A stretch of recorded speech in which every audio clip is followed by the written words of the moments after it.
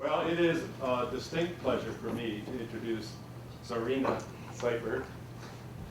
I met Sarena, I think, for the first time at the Outreach Scholarship Conference at the University of Georgia a couple years ago. Since then, we've hung out together at a couple of wingspread meetings dealing with issues related to university engagement, and we currently both serve on the steering committee of the Higher Education Network for Community Engagement, which was formed at Wingspread in Wisconsin in February.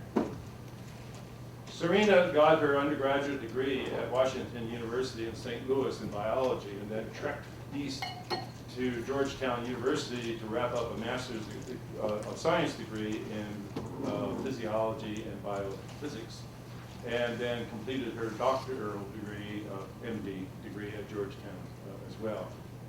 And then she began an adventure that I think has led everybody in the engagement field to know who she is, try to keep track of where she is, and know that every email you're going to get from her is very, very long and deep in information, and they come frequently. So spreading the word about engagement with communities has no, Sarena has no peer. She's exuberant, she's passionate about this, and deeply devoted to trying to find ways to enhance the quality of healthcare delivery by building strong networks between communities and campuses around the country. I'll read this now. She currently directs, so I get it right, 2 national initiatives that are building capacity for community campus partnerships. The United States Department of Education funded Community Engaged Scholarship for Health Collaborative brings 9 universities together, and they're working to look at promotion and tenure system issues. The Kellogg Foundation funded Engaged Institutions Initiative supports schools and graduate programs of public health to be focusing on eliminating racial and ethnic health disparities and mobilizing a network of community partners to advance real, authentic community campus partnerships. Today, this morning, well, we're going to work Sarena hard today. She has 3 sessions. This morning she's going to talk about community-based participatory research. So please welcome Sarena Seifer. Thank you. Thank you. Good morning, everyone. Just to get an idea, if you could raise your hand if you're planning on staying for the day, for the other sessions. I just want to get an idea of how many are going to be here for the whole day. So I'm trying not to repeat too much between the 3 sessions. But it's really a delight to be here. Maybe if you do get emails from me, you don't know where I am at the time, but I am in East Lansing today all day to work with you and to learn from you and to hopefully share some information about community academic partnerships in health and even more broadly than in health. And I don't know if you caught, but the title for the whole day was Achieving the Promise of Authentic Community Academic Partnerships, Taking Our Work to the Next Level. And we decided to title the day that way because at Michigan State, you're already so community engaged. You have so much of this work going on and embedded within and across the institution that I'm not here to be convincing you to do something. I'm not here to be demonstrating that it can be done. You know that it can be done. But it's more about taking it to the next level, making it even more effective, being even more thoughtful about it, and bringing more meaningful value to the institution, to faculty, to students, and to communities that are involved. So it's really, to me, in my mind for the day, it's taking the work to the next level and really recognizing all the wonderful work that you're already doing. We're talking this morning about community-based participatory research. A little bit later at 11, we'll be having more of a conversation. It's a little bit longer session, more of a dialogue around what the challenges and issues are in these partnerships and how to overcome them, and how, in particular, Michigan State can be more supportive of the work that you're doing. And then at the end of the day, we're going to talk more about what have we learned nationally about community academic partnerships, and how can they be strengthened, and how can they be focused more on social change, and not just kind of the partnership for partnership's sake, but really the meaningful outcomes in communities that can come from these partnerships. So it's a lot of bullets to cover in an hour, but I'm going to try. I want to share a little bit about what CCPH is, the organization that I'm with. What is community-based participatory research? Why do it? What's an example of it? Its prospects for the future, who funds it, who publishes this sort of work, and to ask the question, is it right for you? Because it's not necessarily right for everyone, this particular approach to doing collaborative research. And then how to stay informed from here on out. So just a little bit about the organization that I'm with. It's called Community Campus Partnerships for Health. It's a nonprofit organization. It is based at the University of Washington, where I hold a faculty appointment in public health. But it is an independent group with our own board of directors, nonprofit status, and our mission is to promote health through partnerships that bring communities and academic institutions together. And I added recently in parentheses the broadly defined, because we define health very broadly in terms of the social and economic determinants of health. So while we do have programs and members that are very directly involved in providing healthcare services in community clinics or hospitals and other sorts of settings, it's not only about the healthcare delivery, because as most of you probably are aware, the major determinants of health are not what happens between you and a doctor or you and a nurse practitioner in a medical setting. It's economics, it's literacy, it's job opportunities, and so forth. And we're very concerned about those determinants of health. The organization, we're about to celebrate our 10th year. We got started with our first board meeting in January 1997. We have a 16-member board of directors and about 1,200 members from around the country, mostly in the US, although a growing membership in Canada and about a dozen other countries. And so our focus is really the community and the academic part of the partnership, so our members reflect that diversity. I wanted to just give you an idea of who's on our board, just to get a sense. It's sort of a bit of a snapshot of what this organization represents and who it serves. And we actually have 3 board members from Michigan, 2 that were in Michigan at the time they joined the board, and then 1 who moved from North Carolina to Michigan. Renee Baer, who's at the University of Michigan School of Public Health. Her role is to be a community academic liaison. She's a staff member who helps build partnerships between faculty, students, and the local community. I'm just highlighting them as examples. Ella Green Moten, who I think was going to be here, maybe she'll be here a little later today. She's the incoming chair of our board. She works at Flint Odyssey House in Flint, Michigan, directing or co-directing a health program there, and actually just recently was appointed part-time on the staff at the University of Michigan School of Public Health. So here's an example of someone who has been a community partner for years working with universities, really has built up the knowledge of how to broker relationships, how to be able to speak in communities and in academic settings with the various lingo and phrases and cultures, and now has been hired by the university to help continue serving in that role in Flint to be a partnership broker. And then the last board member in Michigan, just to point these folks out, Richard Redmond, who was an associate dean of nursing at UNC Chapel Hill and then moved to take a similar position in Michigan, where he had been living actually before. But as you can see, we have folks on the board from community groups, from government philanthropic organizations, academic institutions. Carmen Patrick is a medical student at Emory, and we usually have at least 1 student on our board. And we weren't set up really, the whole purpose is to promote and support partnerships. So we never set up the board structure, and I think this is just an important aside. We never set it up to say, you know, we'll have 3 community members, 3 students, 3 academics. We purposely decided not to do that because we wanted the voices around the table to really represent and speak about the partnership and speak with one voice, and not, you know, you're here to only present this one perspective. And I think that structure has served us very well. Well, the name Community Campus Partnership has got some very important words in it, and the organization really, from very early on, needed to grapple with what do we mean by these terms. And I'm just sharing with you as a little bit of background some of where we landed on these various terms. In terms of community, the organization's been very clear from the start. There is no one definition of community. We're not speaking about community from one lens and one particular definition.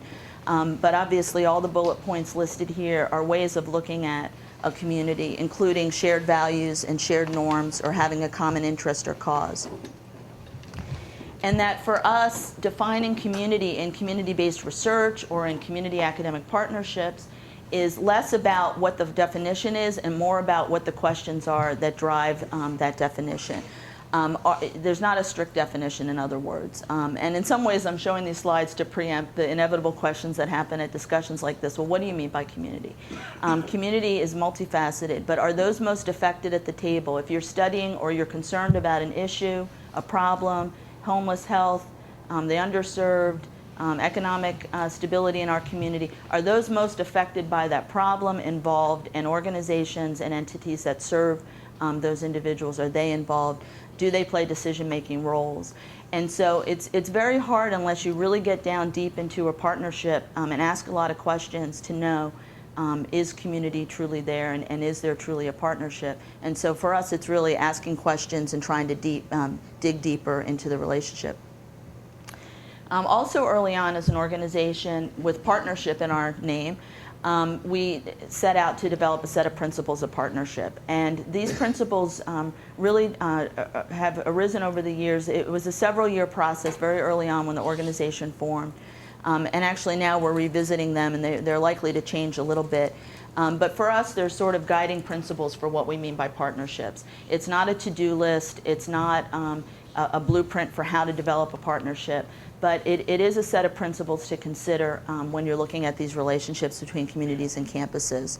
And again, I'm not going to go over all the bullets, but just to give you some ideas. But they do speak to the nature of relationships, the trust between community and campus, the kind of communication, open communication, sharing credit, sharing resources, balancing power. Those sorts of issues are all embedded in these principles. And I don't have a slide that shows the definition of campus, but one of the reasons why we came up with the name Community Campus Partnerships as opposed to community academic or community university is we wanted to be inclusive of all the elements of what a higher educational institution could encompass across its campus. The buildings, the people, the political clout, all the resources that a campus has. And we voted against community university because we had a very strong voice of community colleges at the very start of the organization, a senior member of the staff of the American Association of Community Colleges who was very clear on, we really need to be embracing all of higher ed, and that's what we've tried to do. So as an organization, there are a number of strategies that we pursue to advance our mission of community campus partnerships that ultimately will improve the health of communities. We do a lot around opportunities for information sharing, collaboration. My emails are maybe one piece of that. We promote awareness about the benefits of these partnerships because there are many, even though we recognize, and we'll be talking today about a lot of the challenges, there are a lot of benefits, and that needs to get out there to a broader audience. We do advocacy. We're not a heavy-duty lobbying organization in DC by any means, but a lot of our advocacy has been advocating for changes within the institutional policies like promotion and tenure policies and funder policies that are a little bit more behind the scenes than maybe the kind of advocacy that's typically done at the governmental level. For example, one area that I think we've been very successful in is influencing who serves on peer review panels at NIH and other funding agencies. So in other words, if an announcement comes out, ideally you do this even before the announcement comes out, but if any announcement comes out from NIH for community-based research, we immediately send the program people and the review team there at NIH a list of potential reviewers that they can draw on from the community that have the skills to review community-based research proposals. And that's beginning to have a real difference in who's being invited to serve on those panels. And it's important for many, many reasons, but not least of which that those are the groups that decide what gets funded in many ways. And part of our advocacy is that if you're talking about funding these partnerships, the decision-making has to be both community and academic folks that are involved in that decision. We also support service learning and community-based participatory research as core components of the way health professionals in particular should be trained, but all of higher ed, that students should have these experiences as part of their education. Well, today we were going to talk about community-based participatory research, and before I get into the participatory part of it, there are obviously a lot of different ways that community members, individuals, can be involved in research. Most typically, they're the recipient of the research results, or they're a subject within a study, but they also can serve in other roles on institutional review boards that make decisions about the ethical review of research. More and more research projects now have various kinds of advisory councils, advisory bodies community members can serve on. Community members can be very strong advocates for research. Probably some of the best examples in the health community are, for example, the Cystic Fibrosis Foundation, which has done a tremendous job at raising money for a disease that really affects a very small percentage of the population. But the community members have been very vocal advocates at raising funding and getting attention for research that addresses their disease. They can serve as consultants on projects. They can be members of the research team side by side with researchers. More and more, and this is getting more into the community-based participatory model, serving as co-investigators, serving as co-authors, and principal investigators as well of research. So just kind of laying out a little bit of a continuum of involvement in research. There was a whole journal issue, the Journal of General Internal Medicine, in 2003 that was devoted, it was a theme issue to community-based participatory research. And one of the editorials concluded that much of what is discussed and written about that is community-based could actually be more well categorized as community-placed research. You know, research that is designed by academic researchers, conducted within a community setting. Maybe patients are being enrolled, you know, just to use a health example, patients are being enrolled in a community-based study that involves a network of community health centers or community hospitals, but is not truly involving of the community in the design of the study. It's, you know, the study basically has already been designed. And they were a little bit critical of kind of the frequent use of the term community-based research, community-based participatory research, without really defining what you mean, and that much of what they saw at the time was really better categorized as community-placed. And my husband and I have very interesting debates about this, because I'm always saying that he does community-placed research because he has a network of community hospitals in Seattle that are doing intensive care unit research. It's research in the ICU. It is in the community. They're all community hospitals. They're not academic tertiary care hospitals. And his collaborators are primarily the ICU doctors and nurses. But it's community-placed. I mean, the individuals involved, the patients, their families, you know, are enrolled in these studies, but really have no role at all in how they're designed. So what is CBPR then? If we're talking about community-based participatory, it's a different way that communities are involved than traditional research.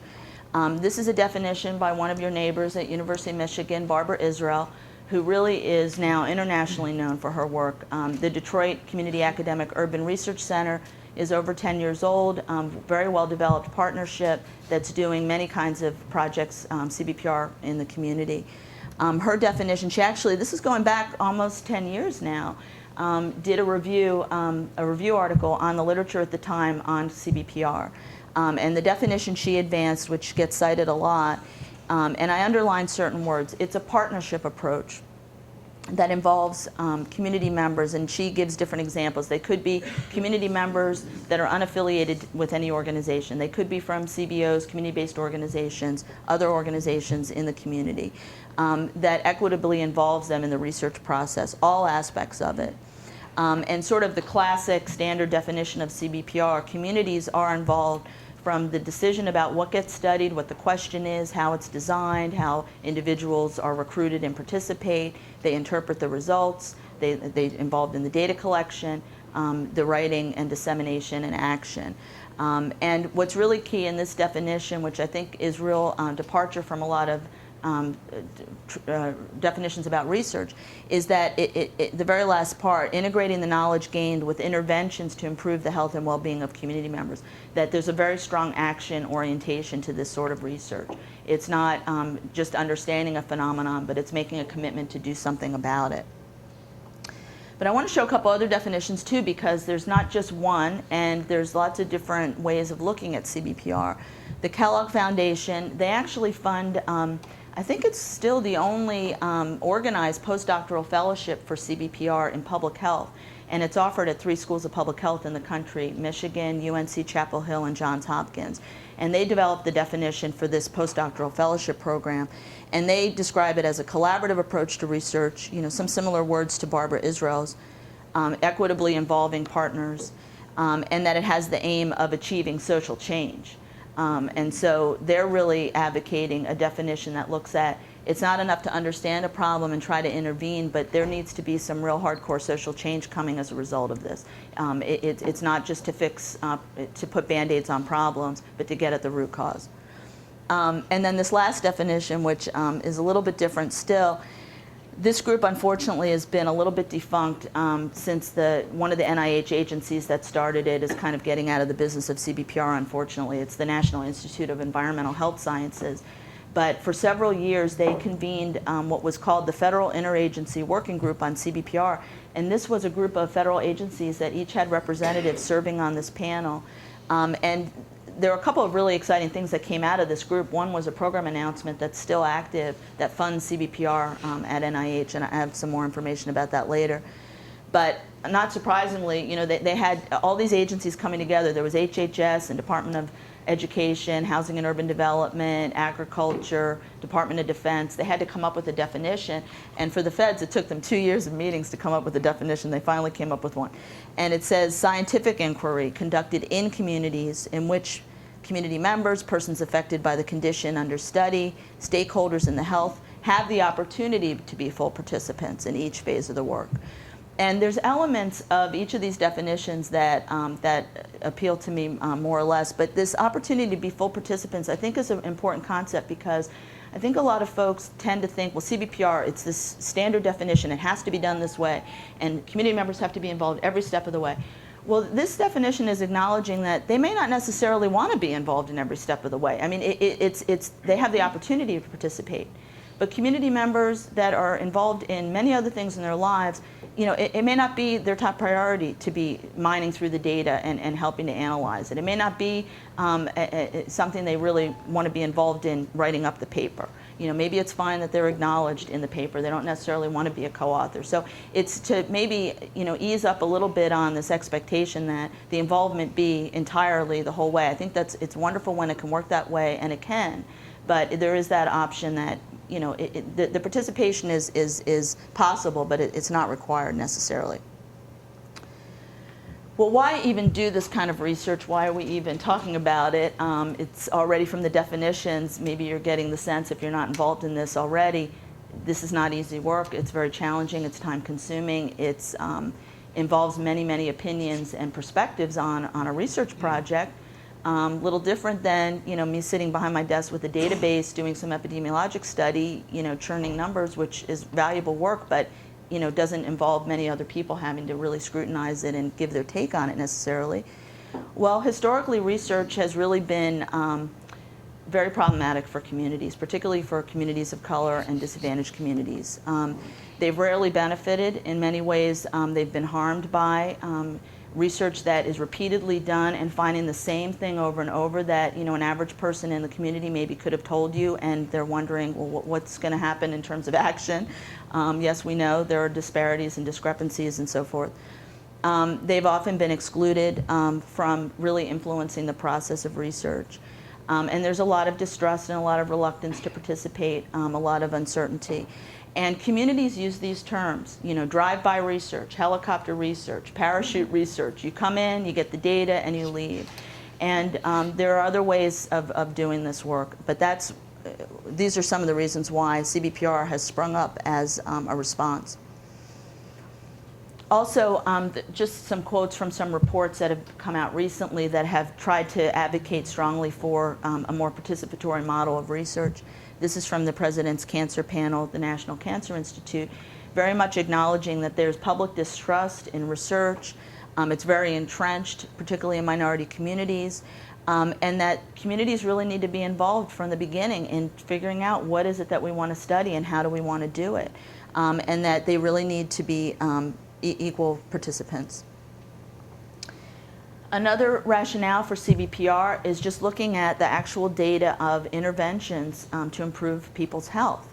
That when they're not tailored to the concerns and cultures of the people involved, if it's sort of a one-size-fits-all, or here's the intervention, we've designed it, you know, in our heads, and now we're going to deliver it in the community, it's not feasible, it's not workable, and it rarely includes participants in the various aspects of the study. And often, a lot of the work, and this, you know, I am drawing more on health and public health since that's my field directly, is that much of the work has been very focused narrowly on individual behaviors, when we know that there are social determinants of health and there are environmental factors. And this approach tends to bring more of those perspectives in, because when you're sitting with a group of community members talking about, you know, why aren't they eating healthfully, that's when issues come up of, well, we don't have a grocery store in our neighborhood, or they charge too much at the mini mart, or I really want to, but I don't know how to cook healthful meals. I grew up in an environment where all we ate was fried food. I mean, there's lots of issues that will come up. We have a lot of unemployment in our community, and we can't afford those fruits and vegetables and so forth. And it really broadens the perspective in a way that can ultimately benefit the outcomes. In 2004, the Agency for Healthcare Research and Quality, a federal agency, they commissioned an evidence-based report on CBPR. And it was really the first time that this had been done. They took a look at the published literature using a CBPR approach. And they concluded, and granted there were certain inclusion, exclusion criteria. It wasn't every article published on this topic. They focused in health and public health. And they looked for articles that had not just reported on the process of doing the partnership work, but actually the research findings and some outcomes from it. And they concluded that unlike, I think, where particularly traditional researchers maybe will criticize CBPR and say, well, you're going to compromise a rigorous research design by having community involvement, they very much concluded that they were not contrary to each other. And they had objective measures of community involvement and objective measures of the rigor of the research design, and they compared the two to look at. And of course, certain designs, the randomized trials that had community involvement, overall maybe got slightly higher scores than those that were not an experimental design. But they ultimately concluded, and I really would encourage you to look at this report because it's very well done, that you don't have to compromise rigor when you have communities involved. And in many areas of research, it actually enhances the quality of the work that's done. And they really emphasized kind of the upstream issues in health that are well positioned to be studied and intervened on through CBPR. This is an excerpt from that report just to give you a snapshot of the kinds of health problems and issues that CBPR has been applied to. Articles on general health issues, there's a lot in environmental health, environmental justice, chronic diseases, HIV/AIDS, substance abuse, cancer, women's health, asthma, and so forth. And I thought that it's impressive to see that this approach can be applied in many content areas. So how about an example of what do we really mean? How does this really work? What is an example of CBPR? And I'm choosing an example from a partnership that won our award this year. CCPH gives out an annual award for an exemplary community academic partnership. And this one in particular really had CBPR as a central focus for its application and for the work that it's doing. So I thought that would be a good one to focus on. And this is a coalition in South Carolina, in Charleston, the Charleston and Georgetown neighborhoods. And their mission as a group, it's a community academic coalition, is to reduce and eliminate disparities for African Americans with diabetes through action, systems change, and collaboration. And it involves, I didn't list all, but many, many partners, including churches, community groups, the main academic partners, the Medical University of South Carolina, and primarily the nursing school. But even their mission right off the bat, their mission isn't to do research. Their mission is to reduce and eliminate disparities. And research is one means to get there. Little bit of history as to how they formed. In the mid-90s, this was an example of a community that approached the university for assistance. It's an enterprise zone, enterprise community in Charleston that really had some challenges it was facing, primarily around economic issues and health issues. And there was a faculty member, Carolyn Jenkins, in the nursing school, a friendly faculty member, someone that they thought that they could approach and work with, who they developed a relationship with, and they began to do an assessment, a health needs and assets assessment in 19 neighborhoods in this part of South Carolina. And that was really the first kind of relationship being formed. No money on the table at that point, no grant that had been applied for. It was really, we need some help in doing an assessment. We need to figure out what our needs really are and what we can do to overcome them. Over the course of those relationships being built in the late 90s, one of the outcomes of that assessment was that this set of neighborhoods really didn't have ready access to a community health center. And they set about establishing and did build and open a local community health center that took patients that didn't have health insurance and sliding fee scales and so forth. At the end of 1999, that's when the CDC, Centers for Disease Control, issued a national request for programs that would address health disparities. And this community, already pretty well organized, relationship already with the nursing school, saw it as an opportunity to take their work to the next level. Applied for the grant, specifically focused on diabetes among African Americans in the community, and got that grant. And this was around the same time that they were completing their assessment and developing a plan that fit into that grant. These are goals from their current year, but basically from the point of getting that grant in 2000 until now, they have been working towards this goal of eliminating health disparities among African Americans, particularly diabetes. And so just to give you an idea, these are the kinds of outcomes that they're aiming for. They want to increase the percentage of African Americans with diabetes in this area that have adhered to national standards for diabetes control and diabetes care. They want to decrease the rates of amputations. There was an incredible high percentage of amputations, particularly among men in this community, as a result of consequences of diabetes. And they also wanted to address education and really start educating community members to be preventive and to be to really understand diabetes before it struck them. And so the intervention, you know, what their community-based research intervention entails is a multifaceted intervention that includes education. They have faculty members from the nursing school are trained diabetes educators. They have trained community members as community health workers, or they call them community health advisors, who are running courses, classes on diabetes all throughout the community. And it is very community-based. They made that decision that they're going to work through existing organizations in the community for these courses where people already gather naturally, not, you know, making them come to the university or some other setting that they wouldn't just naturally be at as part of their day-to-day life. They also are doing some very innovative things with the internet, using local librarians and university librarians with the diabetes educators, teaching people how to access health information. And they're working, another part of the intervention is with the physicians and nurses who provide the care to folks with diabetes, for them to be more culturally competent, for them to be more aware of current practices for diabetes in providing good quality care. Now this slide is a little funny. I tried to fix it and I couldn't, but this is basically showing you that in the process of doing this community-based participatory model with these interventions, working with these communities, many partners on board in helping to make this happen, lots of education going on. One of the hallmarks and one of the reasons why they got this award is that they were really able to demonstrate outcomes from it. It's not that we got people together and we put on so many classes and this is how many people participated. They're showing some real health outcomes.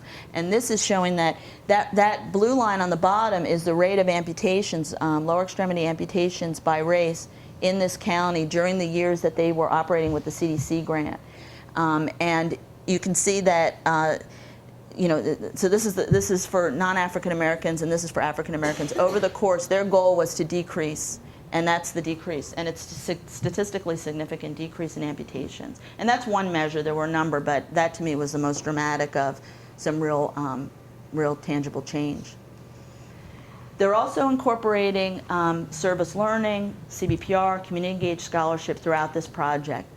They have several hundred students in different fields that have been rotating through these experiences working in the community. They're also hosting internships for other universities, including community colleges. They're now hosting interns from high schools and are starting to really build up the component of how do we recruit kids from these communities into having them graduate high school, into college, into maybe MUSC to become health professionals. It's a total health science campus, MUSC. Those are the only degrees they offer. They've had 4 PhD students do doctoral dissertations based on this work. And they've had dozens of presentations and peer-reviewed publications. And these are just 3 of the more recent ones that are starting to come out. And that's Carolyn Jenkins. And I had her picture there because in many ways this is a story of a partnership, well-established CBPR project, but also of a community-engaged scholar who has really advanced in her work as an academic through this process. She now has an endowed chair, actually. It's the first endowed chair in the state of South Carolina for nursing in recognition of her community engagement work, which is pretty phenomenal, I think. But you know, she's not the only one. There's other faculty that have been involved in these projects and are also writing, publishing, and so forth, presenting. But I wanted to feature her because she's been really the lead person from the very start of this project. And those are just a couple of the articles coming out. So as a case example of being able to do this kind of work, but the length of time that it takes, the kind of resources required, the level of commitment, and really studying the process of the partnership as it's going along. Well, of course, there are challenges to this work. I mean, presenting that case is kind of the rosy picture of all that's possible and how wonderful it was and is continuing to be. But there are a lot of challenges. And one of the projects that I wanted to share a little bit with you, some of the data from, was a 3-year initiative that we just finished in December that was funded by the CDC that brought together 9 organizations around the country that are doing CBPR or are part of multiple multi-site CBPR projects to get an understanding from them of what works well and what the challenges are in this kind of partnership research. And I'll have a little bit more about this in a later presentation, but these were some of the challenges, the continuing challenges that these partnerships were facing. Some of them had been doing this kind of work for a decade and are still, continuing to face these challenges. Community distrust of academic institutions, unequal power dynamics, unequal distribution of funding. A lot of the funding that does support CBPR, it does go through universities or they're the only entity eligible for it. Still a lot of questions, despite an evidence-based review, more and more articles coming out about CBPR, questions about the rigor and the scientific nature of this work. Faculty promotion and tenure comes up a lot as a challenge, that faculty are either in a situation where their institution doesn't value it and doesn't recognize it, it's not written anywhere in any of the policies and the culture doesn't support it. But also in places that do, and maybe this is more true for a place like Michigan State, where it's not so much that the culture doesn't support it or that there's not an understanding of it, but how you document it as scholarship, how you really portray your career in a way that shows the scholarly work that you've done. But it's not just faculty job descriptions, it's also staff, particularly from community-based organizations. Most CBOs, 99%, their missions do not include doing research or doing academic partnership work. It's not necessarily funded, it's not necessarily part of their job description. That has been a challenge. When it's not viewed as being mission critical to an institution, it's often one of the first things to go when the funding gets cut or new priorities come on board. I won't go through all of these, but there are a number of challenges. This last one, community advisory boards. It's really a double-edged sword, this growth in funding for CBPR, which I'll show you a little more about in a minute. But on the one hand, it's exciting to see more support. On the other hand, more and more proposal requirements around having to have a community advisory board, having to have a community partner, doesn't necessarily mean that it's done in a thoughtful way. And there are communities who, one of the challenges is continuing to be asked to be on an advisory board or to be playing some role in a grant that's being funded when it's not really a participatory process that they're being asked to be a part of. And that it was a complaint in this project that community members had. But CBPR is growing, and there is a growing legitimacy for it. And one marker of it is in the articles that are published. And this is another table from that AHRQ evidence report. That shows that at least this point in time, 2003 is when they did the analysis, that they had identified 60 studies that really had been complete studies of a CBPR approach. The average had 2 publications per study, but you can see just where the growth has been in the last 10 years is from 96 onward, 82% of those studies, and they went back to look before 1980. So it really is kind of a new wave right now in the research literature. Well, who funds it? And these are really important considerations for what's the future prospects of this approach, and for faculty that are thinking about doing this as a serious, significant part of their career, knowing that, in most institutions, despite a more broad definition of scholarship, a lot of it still comes down to being able to publish and being able to get grant money to support it. And there was a good article in the American Journal of Public Health that looked at trends in funding and documented a substantial increase in federal and private foundation funding. They estimated $45 million at the time, and that was before CDC and NIH started really getting more on board. These are just some examples. The Blue Cross Blue Shield Foundation here in Michigan has funded CBPR work. It's interesting because some of these foundations, and Kellogg I think would say this too, don't necessarily present themselves as we fund CBPR or we fund research. But so for example, I was on a panel with a program officer from Kellogg at a conference on community-based participatory research, and the first words out of her mouth on the panel was, well, this is different than our conference, but it's the same person. I had heard her speak, but who basically got up and said, I'm from the Kellogg Foundation and we don't fund research. And the whole room just kind of, sunk. Like, well, we're here to learn about where to get funding. What do you mean you're on this panel? And basically what she went on to say, and I think this is true for a lot of these conversion foundations like the Blue Cross foundations, is they're not framing it as we're funding research. They want to fund community problem solving. They want to fund community-driven social change. They want to fund communities solving major issues that they're confronting. If that involves an academic partner and it's a participatory approach, that is fantastic. Sure, we will fund that. But don't come to us saying we want money for research. We want money for really helping a community solve and address an issue. CDC funds CBPR. They're one of the largest in the federal government right now through the Prevention Research Centers program, and there is one in Michigan. They also, a couple of years ago, gave out CBPR grants specifically for CBPR projects. These are just examples just to show various parts of NIH that are funding CBPR. And they might not necessarily use the term CBPR. It might be community-based research. It might be a participatory approach or wanting community partnerships. But in essence, it is support for CBPR. There's one in particular that the National Heart, Lung, and Blood Institute had, focused particularly in tribal communities. And even the way they developed that RFA was a participatory process with tribes to figure out what the priorities should be to include, which was really exciting to see. This last one is still active. There's another deadline next May, so one to consider if you're thinking about going this route. And that one, interestingly too, that's the announcement that came out of that federal interagency working group I mentioned. And it is broad, so it's not connected to a specific disease or specific condition. It is acknowledging the fact that the needs really need to emerge from a community and not be kind of prescribed up front. And then this last one, many of you may know that NIH is really investing a lot of money in these roadmap initiatives that are cross-cutting at NIH. And I don't know that anyone, if the person from NIH who's responsible for this was up here, probably wouldn't frame this initiative as a CBPR initiative. It really isn't a CBPR initiative, but it's major funding for research efforts, clinical and translational research that has a very strong community engagement core to it, and an expectation that communities be engaged in the process of the research. And so there is room in there for a CBPR model. Who publishes it? Fortunately, more and more journals are accepting CBPR articles, and they're really showing up in a lot of different disciplinary journals. These are just a few from health. Some of them have had theme issues. The Journal of General Internal Medicine, Journal of Urban Health, American Journal of Public Health have had theme issues or theme sections of articles on CBPR. The journal that's pictured is actually a new journal that's just getting started. The first issue is coming out before the end of the year out of Johns Hopkins University.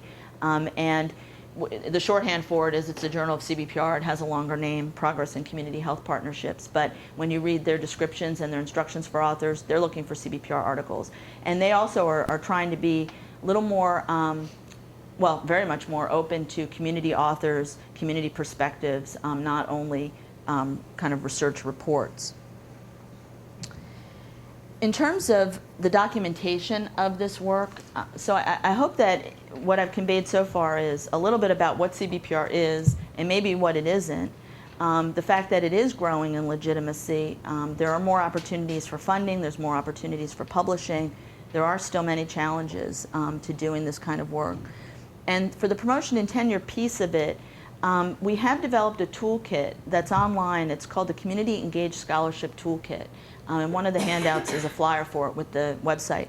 But what we did is it was a process where we interviewed faculty members from all over the country that are doing community-based work. Some of it CBPR, some of it service learning, other kinds of community-engaged scholarly work, to find out from their perspectives, how do you document this well? How did you document it? And there actually are some portfolio examples and experts on that site.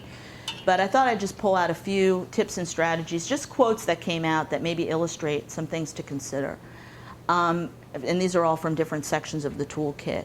One is the documentation, to document.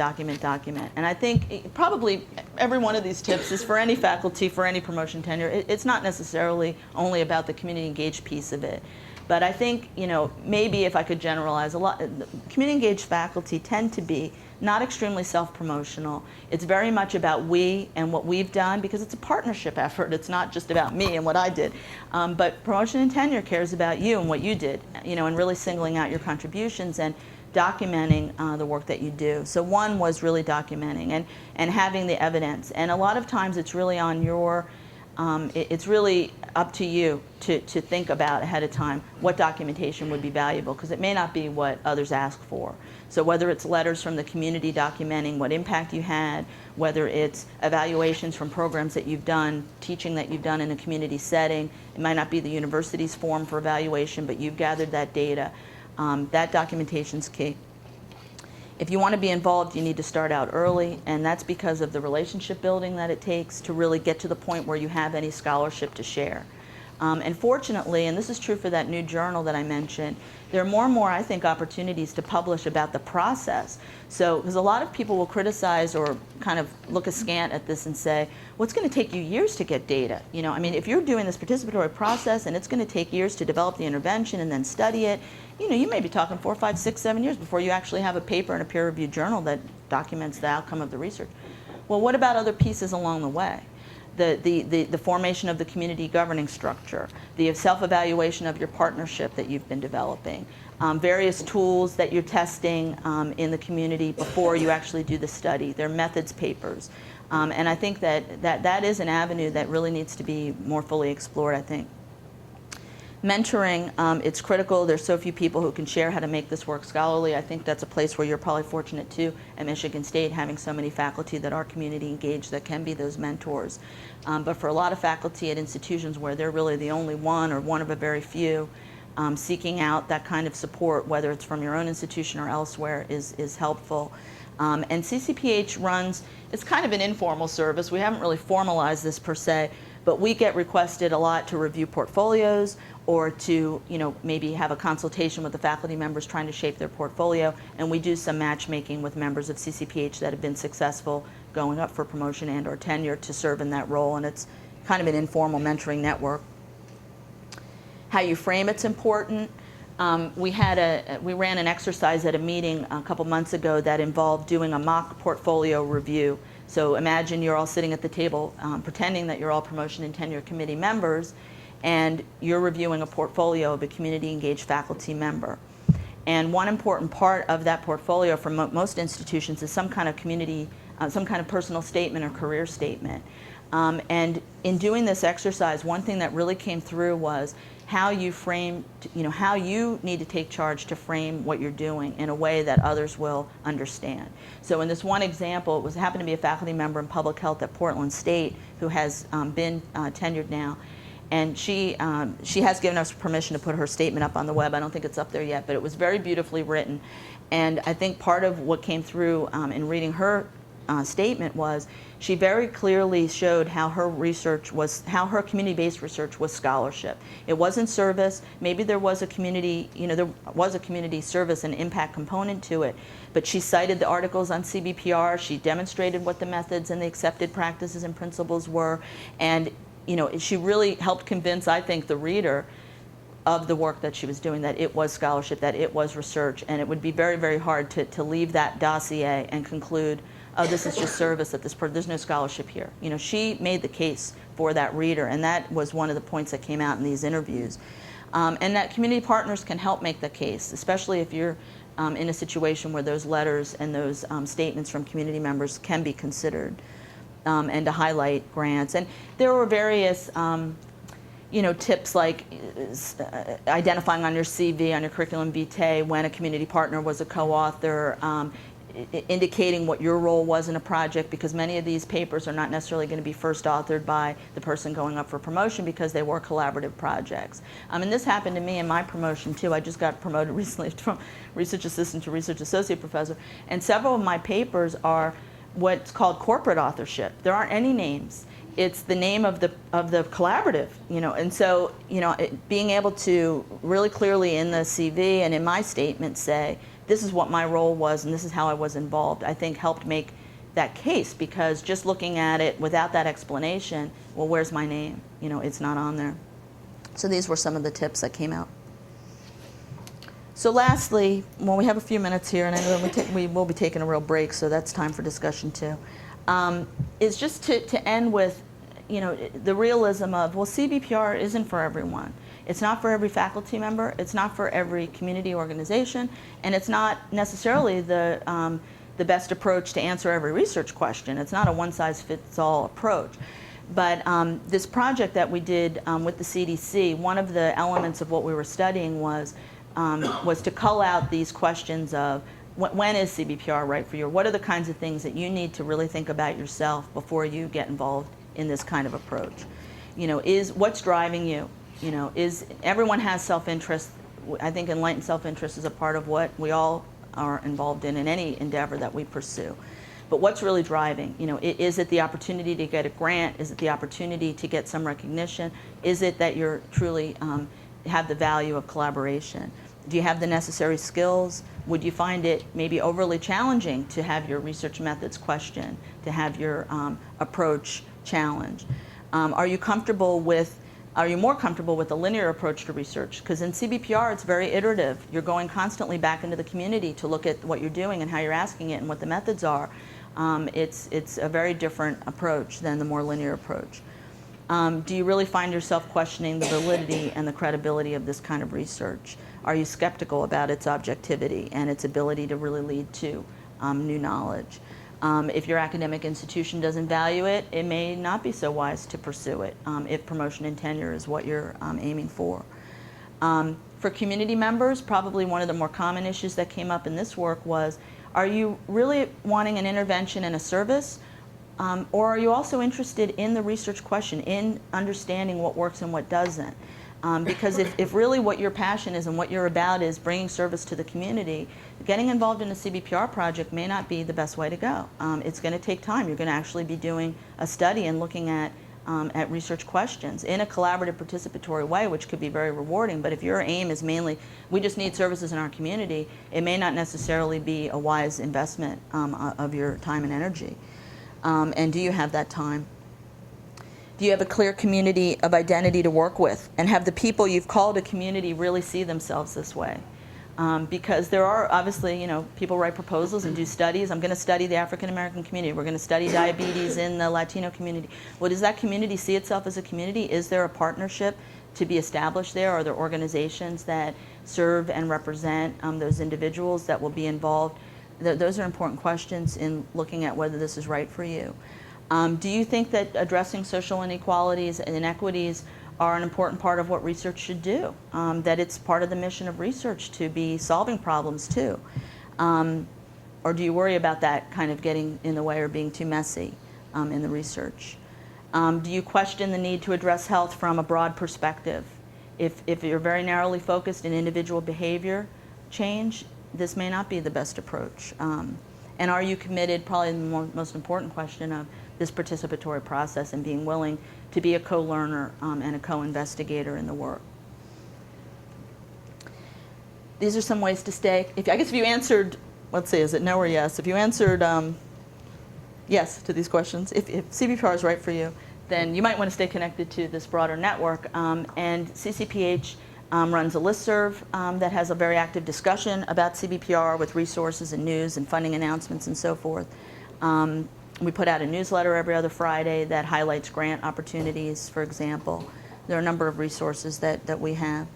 And then there are some upcoming events that you might be interested in, starting with the American Public Health Association conference this year has two major workshops on CBPR that are 3 hours in length that are really more training oriented. The proposal deadline for our national meeting, actually it's an international meeting because it's in Canada next year, is October 6th. There are a couple of important events coming up this next summer on CBPR. One is in Hartford. It's an international conference.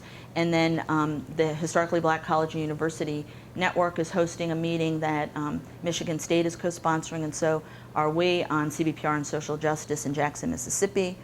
And then we also put on an annual Summer Service Learning Institute for faculty and partners that really want to incorporate this more into the teaching work that they do.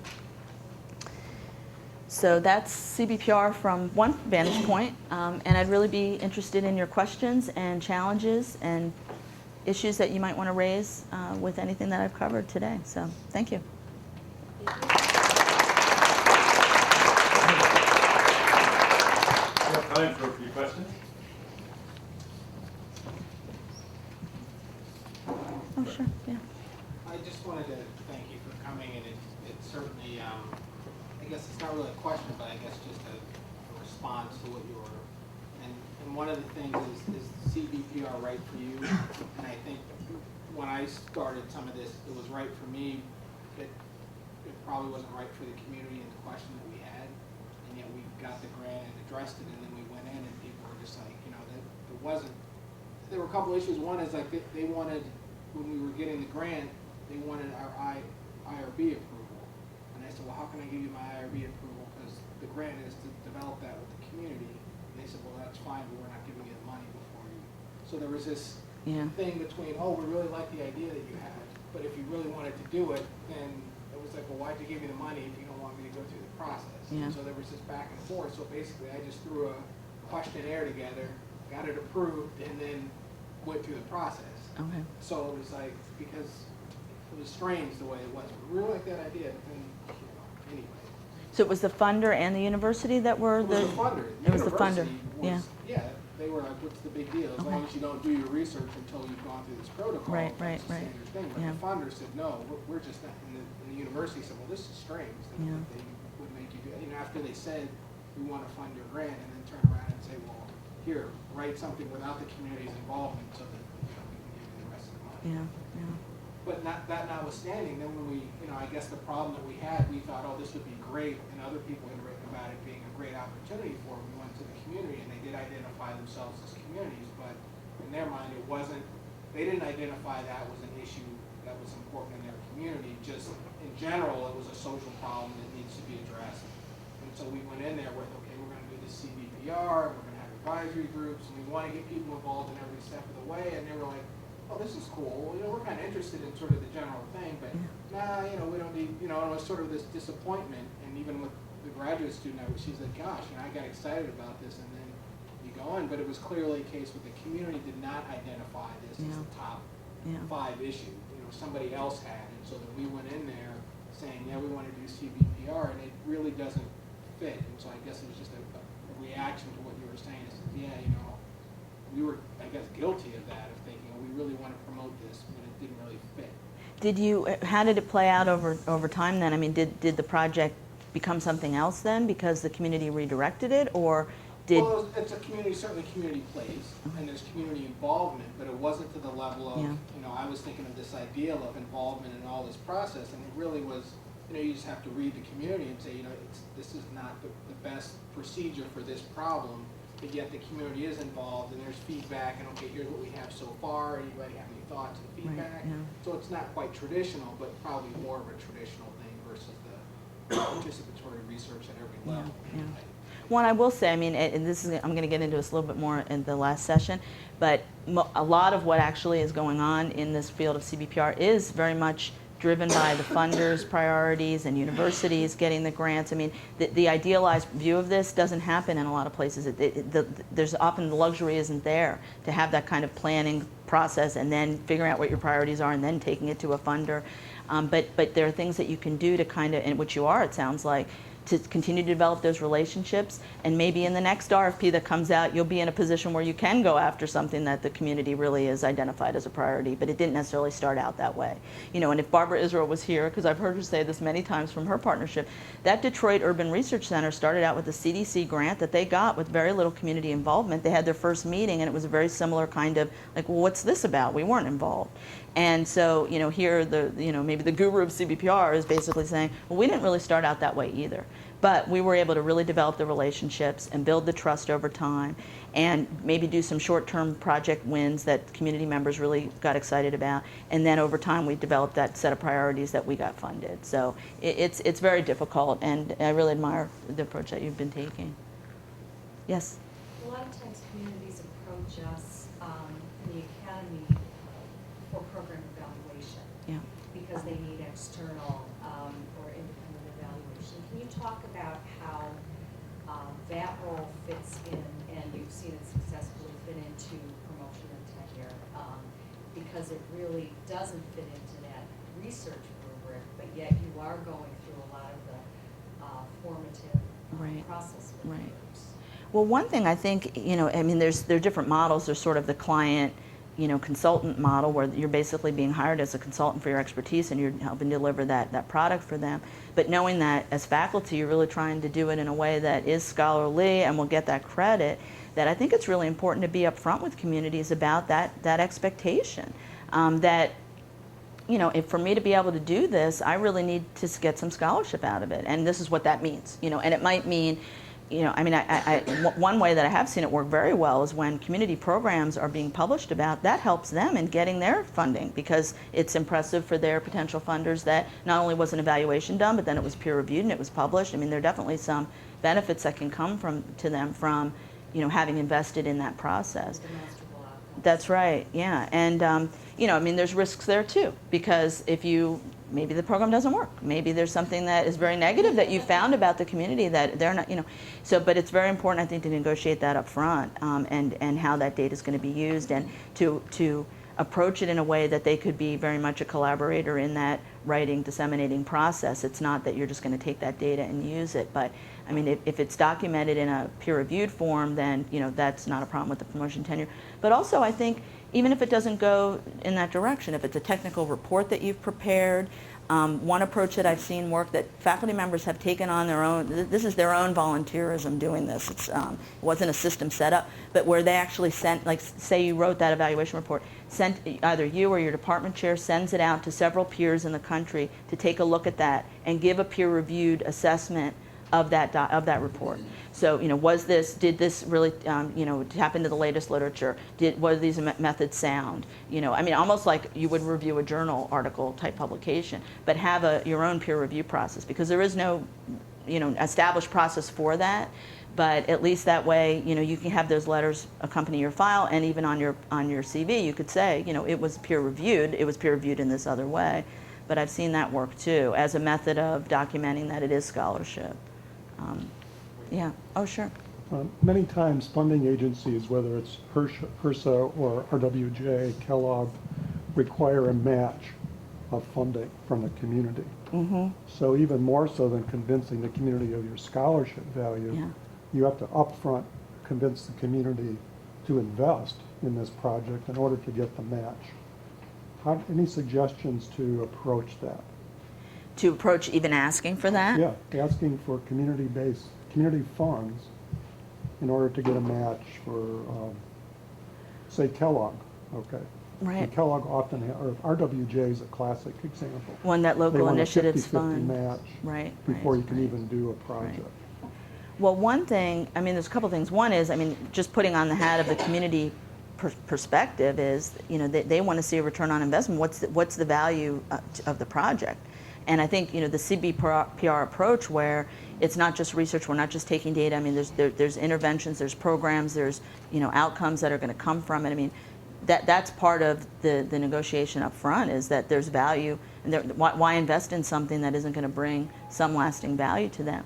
I think it helps if there are other communities that have done it, that you could get them talking to as peers. We had a meeting in April of community partners from around the country that work with universities, and by sharing information with each other, the arguments that they've used, how they've been able to develop effective relationships with universities. If there are others that have been funded by those sources that could be spokespersons for, the value of it, I think that would help. The other thing, these are not all mutually exclusive, but is to have community groups apply for a federal and negotiated indirect cost rate. because universities all the time, as part of their match, are offering up their indirects, the unreimbursed indirects as match. Communities can be doing that too, and if they're particularly for federal funders, but some of the private foundations too, want to have documentation of that indirect rate. That's another way that they can be demonstrating match without having to put up hard cash dollars for it.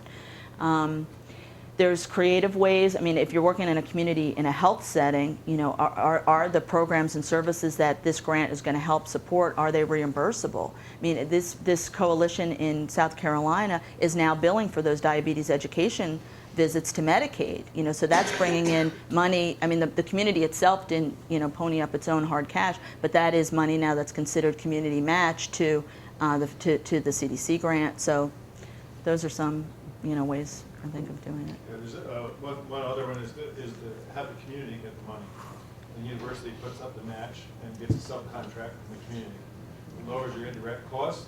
It is easier for us through giving up in-kind contributions to come up with matching money. So there's a variety of different ways you can pull that off. Yeah. Oh, I see a T in the back. You need to make an announcement too, I believe, right? Well, I was just going to say we need to wrap up to give folks a break, transition, and we'll start up at 10 o'clock. 11, yes, and that session will be more dialogue oriented. We have an hour and a half, so thank you. And if you have other questions, come up and talk to us.